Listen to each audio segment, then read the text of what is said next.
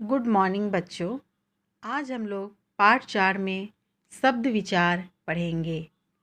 तो यहाँ पर 3 चित्र दिए गए हैं, ध्यान से देखिए। तोता, बंदर और जिराफ। तो नीचे में देखिए क्या लिखा है। चित्रों के नीचे दिए गए सभी वर्ण समूह किसी न किसी अर्थ की ओर संकेत कर रहे हैं, अतः ये शब्द की श्रेणी में आते हैं।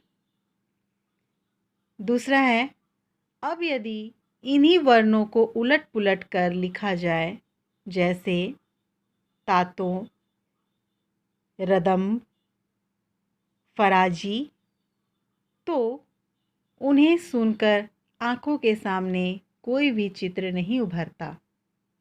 अतः ऐसे वर्ण समूह जो किसी विशेष अर्थ की ओर संकेत नहीं करते, शब्द नहीं कहे जा सकते। नेक्स्ट, इस प्रकार हम कह सकते हैं कि केवल वही वर्ण समूह शब्द कहलाता है जिसका कोई विशेष अर्थ हो, जिसका कोई विशेष अर्थ हो। यहाँ पर शब्द की परिभाषा दी गई है, ध्यान से देखिए। वर्णों का ऐसा समूह जिसका कोई निश्चित अर्थ होता है शब्द कहलाता है निश्चित समूह। तो वही क्या कहलाता है?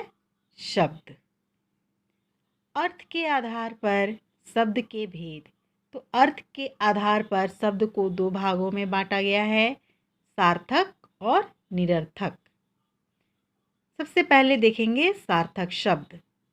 तो सार्थक शब्द क्या है? जो शब्द किसी निश्चित अर्थ का बोध कराते हैं उन्हें सार्थक शब्द कहते हैं, जैसे मोर, कमल, घोड़ा, नदी आदि। और निरर्थक शब्द, जो शब्द किसी निश्चित अर्थ का बोध नहीं कराते हैं वे निरर्थक शब्द कहलाते हैं, जैसे रमो, लमक, डाघो, दनी आदि। इनसे कोई भी अर्थ स्पष्ट नहीं होता, अर्थात ये शब्द में नहीं आएंगे। तो ये सार्थक और निरर्थक बहुत ही आसान है। इनकी परिभाषा को अगर आप स्पष्ट रूप से समझ लेते हैं तो आपको आगे चलकर दिक्कत नहीं होगी। तो सार्थक शब्द क्या है? जिससे कोई निश्चित अर्थ निकले, और निरर्थक जिसका कोई भी निश्चित अर्थ ना हो। तो आज के लिए इतना ही। हम लोग पार्ट 2 में देखेंगे। धन्यवाद।